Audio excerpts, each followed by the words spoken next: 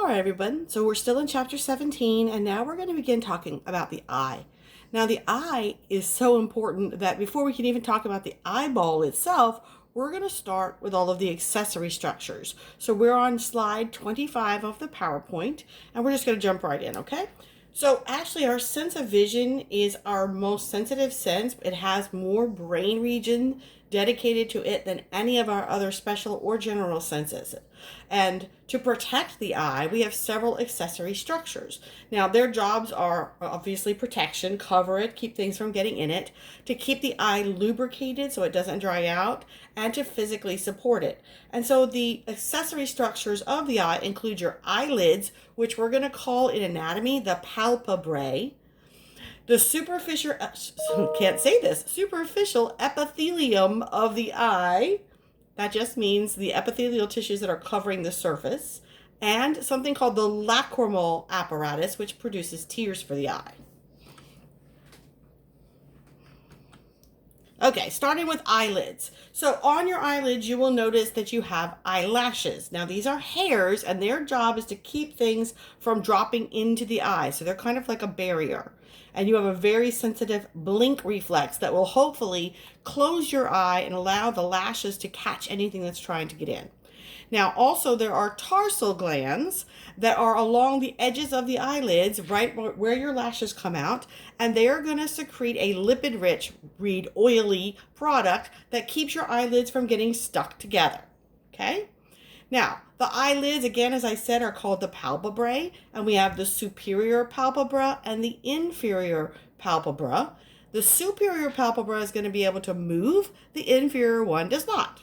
Now, the inferior and superior palpebrae meet at the corners, right? They're called the canthus, and we'll have the lateral canthus and a medial canthus.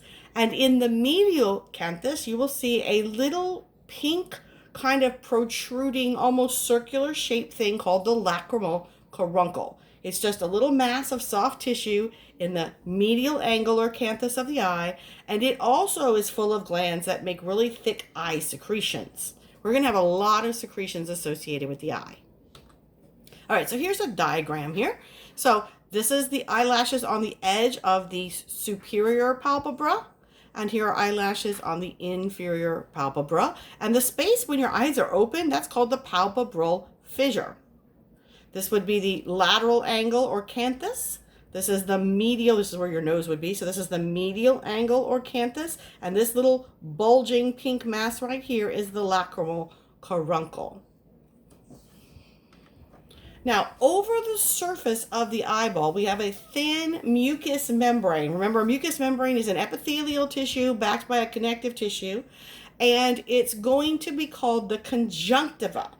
And there's two layers to it. The palpebral conjunctiva is actually lining the inside of your eyelids, and then that same covering kind of does a U-turn towards the back of your eye and then joins the surface of the eye to become the bulbar conjunctiva. Okay, sometimes called the ocular conjunctiva. If you've ever had pink eye, it is actually an infection of this clear mucous membrane, and that condition is really called conjunctivitis. Now, the lacrimal apparatus is another one of our accessory structures, and it is the part of the eye that actually creates tears.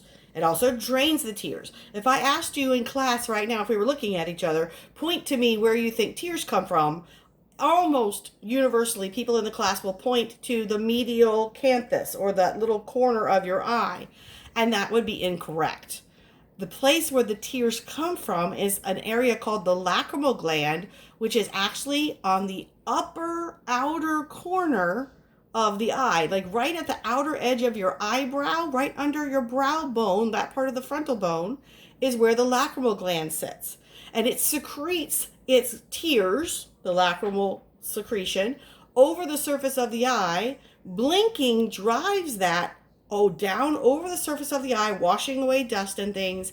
And then that middle corner of your eye where you think that the tears are coming from is actually the drain for where the tears go after they wash the eye. So imagine we go in the bathroom and we have a sink and we turn on the faucet all the way and then we walk away.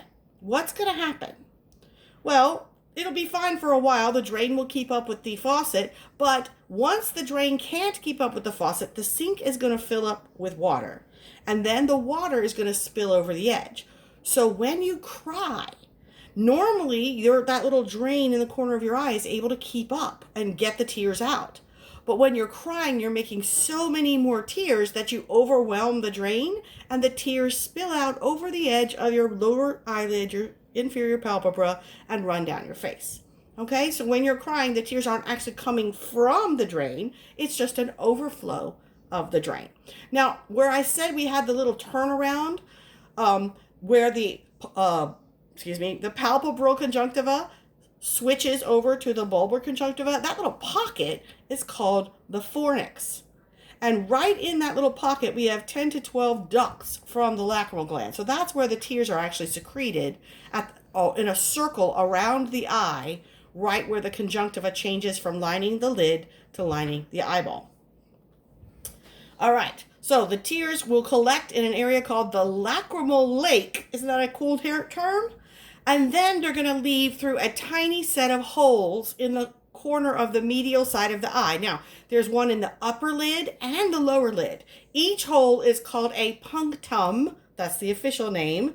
And if we say plural, we call them the lacrimal puncta. So in Latin, means singular and a can mean plural.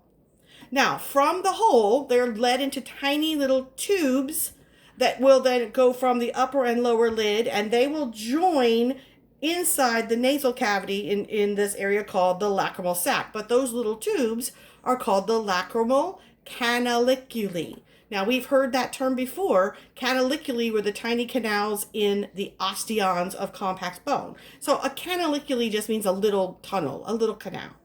Okay, so we have the upper and lower lacrimal canaliculi will drain into an area called the lacrimal sac, which is just at about the bridge of the nose. And then they're going to drain down into the nasal cavity through a tube called the nasolacrimal duct. Now, this is really cool because remember, in the nose, we need to have mucus, and mucus has to be wet. It's mucin before it hits water, and then when water is added, it becomes mucus. Well, we use the same tears, which are mostly water, that washed our eyeballs to keep the inside of our nose moist. So we're kind of recycling it. We're getting the most use out of it. So let's look at those pieces. So again, here's the eye. We can kind of see a cutaway. So there is the punctum for the upper lid, and there is the punctum for the lower lid. So together they are the lacrimal puncta.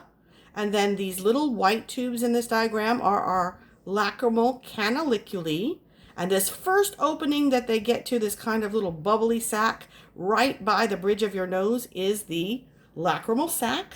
And then it tapers and narrows and goes down and then enters the bottom of your nose right below the inferior nasal concha bone. So this tube is the nasolacrimal duct. And so if you're dripping your salty tears down here, when you inhale, it draws that salty water up over the nasal passages. Pretty cool recycling system we got going here.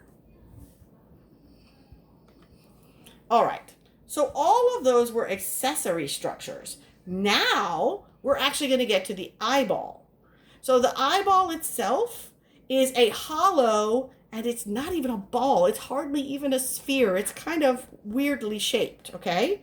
It's hollow, but to make the wall, it takes 3 layers. Some older books, and I kind of stick with this, they call these 3 layers the tunics because it's like you put on 3 different robes, okay? Your book just calls them layers. So the outer layer is called the fibrous tunic or fibrous layer. What do you think it's going to be made out of? Fibrous connective tissue, right? The middle layer is called the vascular tunic or vascular layer. Vascular, of course, means vessels. So we're going to find lots of blood vessels there. An alternate name for the vascular tunic is the uvea. And then the innermost layer of the eyeball facing the hollow center is going to be called the retina. It's also called the neural layer or neural tunic. Now, around the outside of the eyeball, in the orbit, that space in the skull formed by the bones, we are going to put a lot of fat, and that cushions the eye, and so it can move around freely without rubbing against the edges of the bones of the orbit. And so we're going to call that fat orbital fat. Okay, so we have the outer part of the eye, then we have 3 layers that make the walls, and then we have the inner hollow section. Now, the inner hollow section is filled with fluid, and it is actually subdivided into 2 cavities. There's going to be a structure that runs down through about the middle front third of the eye that's going to be called the lens. And the lens is held in place by a ciliary body. Everything from the lens forward, so the lens, the space between the lens, and we'll learn where your iris and pupil are, that first space, plus from the iris and pupil all the way to the front of the bubble on the front of the eye known as the cornea, all of that is called the anterior cavity. So from the lens forward, anterior cavity, it's about 1/3 of the eyeball. The 2/3 behind the lens is called the posterior cavity. And what fills those spaces is different. In the anterior cavity, we're going to create a very watery fluid called aqueous. You can see aqua, water, aqueous humor. It's going to be produced and be constantly made and destroyed or sucked into the bloodstream. And that is what fills the anterior cavity. The posterior cavity is filled with something called the vitreous humor or vitreous body, which is jello-like. And that one is only made once in your lifetime. It is never remade. So here's a cool fact. You are born with the same size eyeballs that you have now. Eyeballs do not grow. That's why babies' eyes look so big in comparison to their face, because their eyes are not going to change. Their head is going to grow around their eyeballs. So here is a diagram. We kind of cut through the eye and we're looking down on it from above. And so you can see the 3 layers. This outer layer here would be my connective tissue, so it would be my fibrous tunic. And then this tan layer would be my vascular tunic. And this pink layer would be my neural tunic. And then inside here is my posterior cavity. This structure represents the lens. It's kind of held in place by strings. And so everything in front of the lens here is called the anterior cavity, and that's filled with aqueous humor. And this entire back part of the eye here behind the lens to the back of the eyeball is the posterior cavity, and that's where we have the vitreous body or vitreous humor, which is jello. All right. We can also again see this little line here is where your iris is, and this hole is your pupil. So the anterior cavity actually has 2 different spaces in it as well that we will touch on in just a few slides. All right. Also, while we're looking here, I want to look at the fibrous layer. So the fibrous layer has 2 parts to it. All of the white part of your eye is called the sclera, and it's opaque. You can't see through it. It's all white. It's actually an extension of the dura mater of the brain. And it covers the back surface of the eye, the lateral surfaces of the eye, everything that is not in the very front. Right in front of your iris and pupil, you have a clear bubble that actually sticks out and makes the eyeball a little pointy on the front. This clear bubble is called the cornea. Okay, so it has no blood vessels. It's very clear like glass. And then we have the sclera there. Now, the conjunctiva only covers the sclera. It does not cover the cornea. So the conjunctiva would not cover this very front pocket. All right, so again, the fibrous layer, the one we were just looking at, has the sclera, which is the white part, and the cornea, which is transparent. Right where they meet, which would be a circle around your iris, is called the corneoscleral junction, or in your lab book, we call it the corneal limbus. That is the line. Okay, so that's where we transition between sclera and cornea. So that line would be right here. You see where I'm pointing? And would be in a circle all the way around the eye, right where that bubble of the cornea is coming out. Okay, so now we can see lots of things in this diagram. Let's kind of back up a little bit. This is my upper lid. Okay, so inside the upper lid right here would be my palpebral conjunctiva. Okay, tarsal glands would be lining in here. This is the fornix, the little turnaround pocket, and then it becomes the bulbar conjunctiva, and it's covering over the sclera, and then it ends here at the limbus. And then we have the cornea on the front. Same thing on the bottom, it goes back into a conjunctiva and the sclera. We have another fornix, and then we have the palpebral conjunctiva of the lower lid. And then all of this on the outside here is my sclera, my part of my fibrous tunic. All right. You can now also get a good view of the second tunic, or the vascular tunic, which is kind of looks a little, I don't know, like polka dotted in here. And it also is divided into different regions. The back part is called the choroid, and it contains most of the blood vessels. And then the front part, we have several things that are part of the vascular tunic. We have this entire thing that's represented here in blue, and this is your ciliary body. The edge of where the choroid meets the ciliary body is called the ora serrata because it's jaggedy. It looks like a mouth of serrated teeth. That's where we get ora serrata. So this edge right here is the ora serrata. This is the ciliary body, and the ciliary body holds the lens with suspensory ligaments. And there are ciliary muscles attached. And what the ciliary muscles do is they pull on the suspensory ligaments and loosen it, and it changes the shape of the lens. Okay?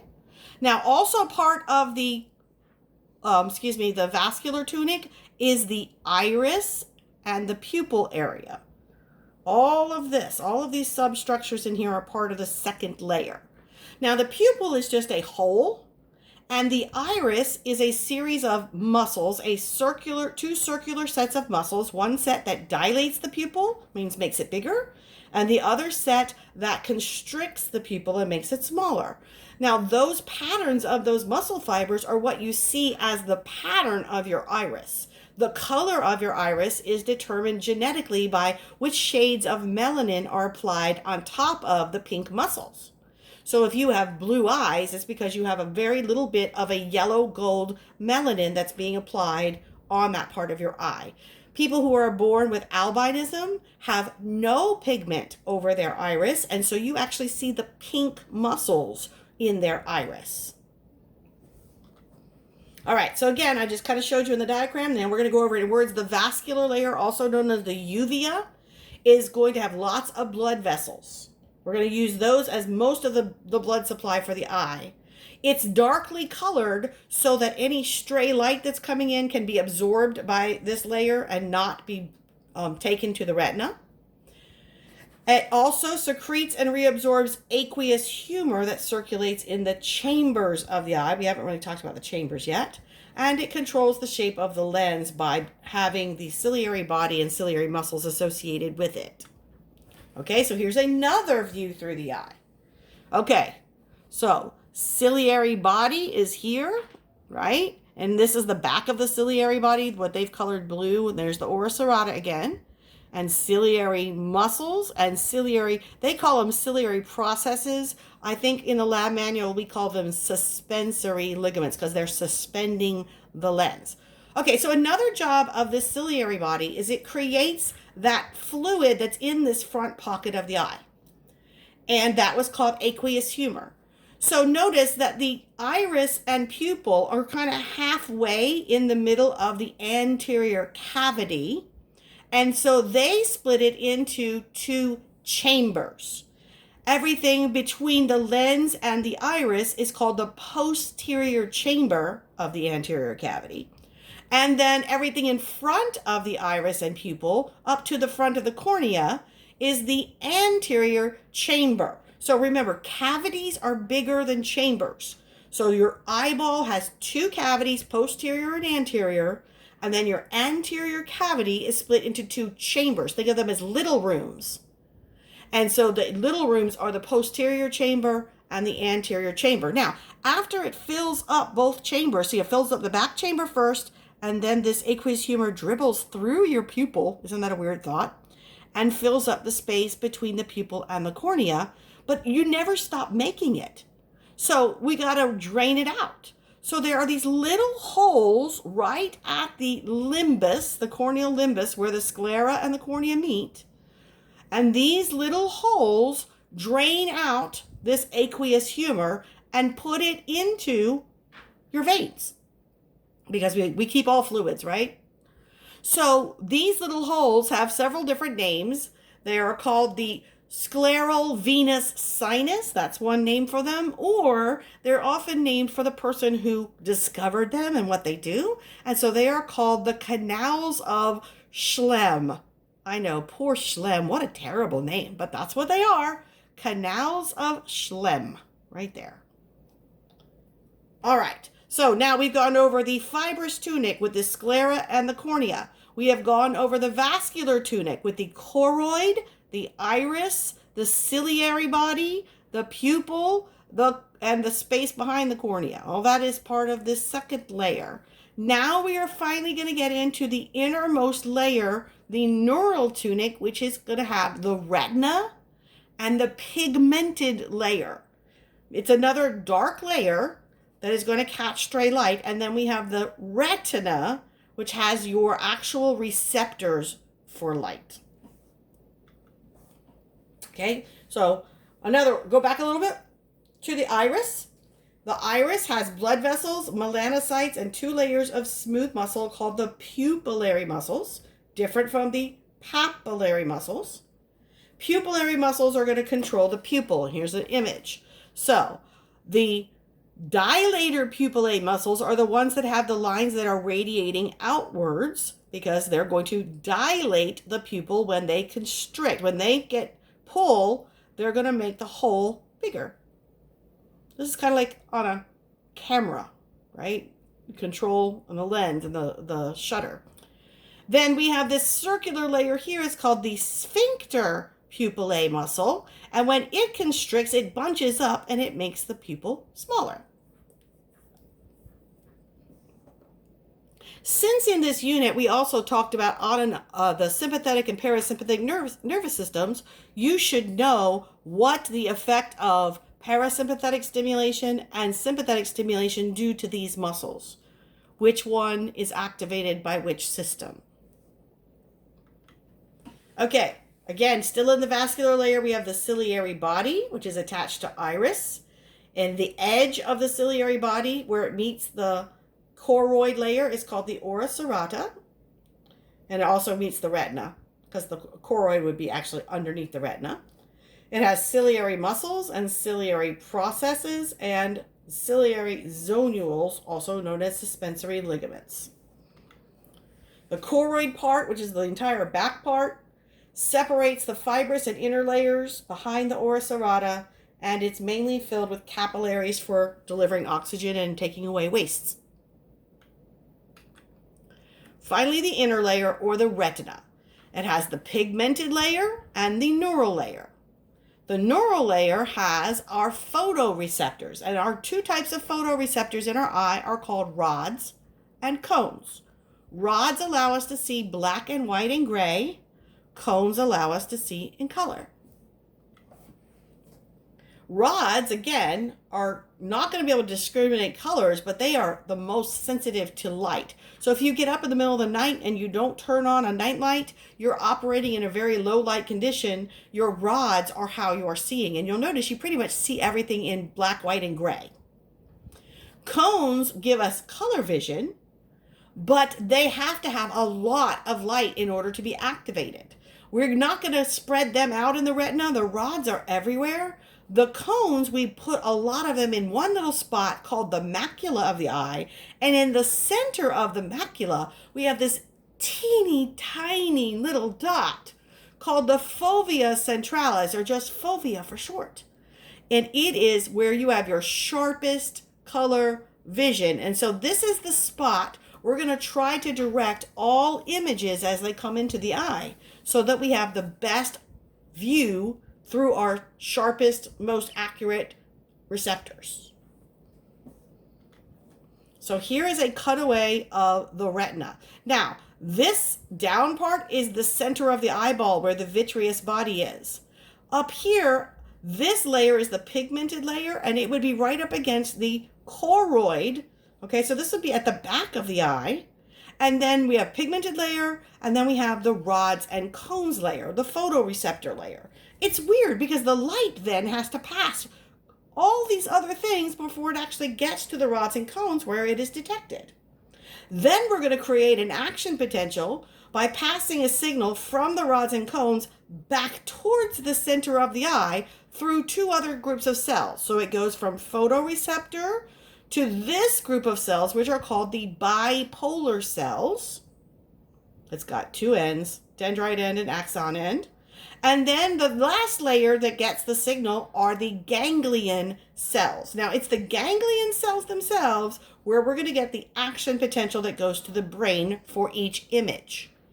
So here are my ganglion cells towards the hollow center of the brain. Their axons have to leave and go out the back of the eye. So where all of these ganglion cell axons are gathered together and leaving the back of the eye, look up here in the corner, this little diagram right here, that's where they're all leaving. They're creating the optic nerve. So I can't get any signals from any rods and cones in this area. So this little dot right here is called the optic disc, and it is a blind spot in your eye. You have no photoreceptors there, so that part of an image, if the image was projected on that part of the eye, you would not be able to see it. Now you'll notice there are two other kinds of cells here. There are amacrine cells and there are horizontal cells. They are not directly in the pathway of creating the signal pathway. They are there to help or inhibit the signals coming from the rods and cones. So here's a photomicrograph of the retina. So we get a little bit of the choroid at the top. We have the pigmented layer, this really dark black. Now this is a little tricky. This part of the rods and cones is where we have the pigments, and then the nuclei of the rods and cones are here. So all of this is one row of cells. This is all the rods and cones layer. Then this other row of nuclei are the nuclei of the bipolar cells. And finally, this fewer nuclei down here are for the ganglion cells. On your lab test, there will be an image very similar to this, and we will be pointing arrows at these layers and asking you what they are. So use this image and any image that I put up or that you find in the A&P resources site to study to make sure you know your microscopy. Okay, so this is looking at the inside of an eye. We're looking at just the retina. And so this big white part right here is where we have the optic disc. That's where all those axons of the ganglion cells are going to leave the eye as the optic nerve. Over here, look at this. It's about smaller. This is the macula, the whole circle. And then this little dot in the macula is the fovea centralis. So this is your best vision. This is your blind spot. And they're really only a few millimeters apart. Pretty cool, actually. So what's happening in the blind spot? Here's our rods and cones, here's our bipolar cells, and here are our ganglion cells, and the axons of the ganglion cells are going to have to turn around and go out the back of the eye. So in this area where all of these axons are penetrating the wall of the eye, we don't have any rods and cones. So that is why the optic disc is the blind spot. And since we have all these axons leaving, we also take blood vessels and have them go through the center of the optic nerve so that we can keep all of these cells nourished. Pretty cool, huh? So the neural layer has rods and cones, right? Then it has the bipolar cells and the ganglion cells. And then the other two groups, horizontal and amacrine cells, go across, not vertical, and they are there to modulate the signals from the eye. And again, optic disc, origin of where the optic nerve starts, no photoreceptors, so it is the blind spot. And this is a little blind spot test. You can read in your textbook how to test it if you just want to do that for fun. Okay, I mentioned this before, the chambers of the eye. Right where the iris and pupil are is the divider within the anterior cavity. And so the anterior cavity has two chambers, the posterior chamber and the anterior chamber of the anterior cavity. And that's where the aqueous humor is created and drained. Now, this is the name canal of Schlemm, I just talked to you about, also called scleral venous sinus. If for some reason this canal is blocked or isn't draining fast enough, you can actually make too much aqueous humor in this anterior part of the eye, the anterior cavity, and it will begin pressing on the lens and pushing it backwards or making your cornea bulge more. And so what's going up is what we call intraocular pressure. If we don't reduce the amount of fluid being made or help it drain out, it can actually damage your vision. This is also known as high intraocular pressure is known as glaucoma. You may have heard of that term. So again, we're making the fluid here in the ciliary body. We put it in this posterior chamber. So here are the red arrows. We make it. It fills the posterior chamber, it dribbles through the pupil, it fills the anterior chamber, and then it drains out through the canal of Schlemm. The jello in the posterior chamber, the vitreous body, also helps stabilize the eye. It's made of vitreous humor, and it's crystal clear when it's made, but I can give you kind of some bad news. As you get older, those proteins that are in the jello may start to crystallize and drop. And so what you end up with are these little tiny solid particles in the vitreous humor that you see in your vision called floaters. And I am now, well, I'm 50. I don't mind telling you guys.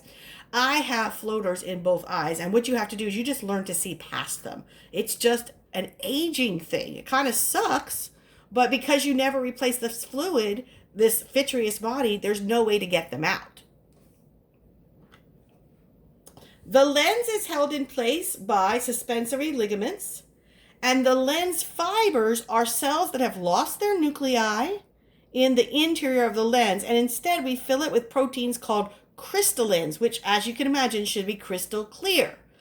Also, as we get older, sometimes those crystallins start to become cloudy. If you have a cloudy lens, you have a condition known as a cataract. Senile cataracts are very common. It's a natural consequence of aging. You also see these in our dogs and our cats as they get older. Now, with human beings, you can go in with a laser and actually burn off the cloudy parts and restore clear lenses. All right, so I'm going to stop this PowerPoint here because now we're going to get into light and how it's bent in the eye. So we're going to stop at slide 57 and I'll pick up on 58 with the next PowerPoint.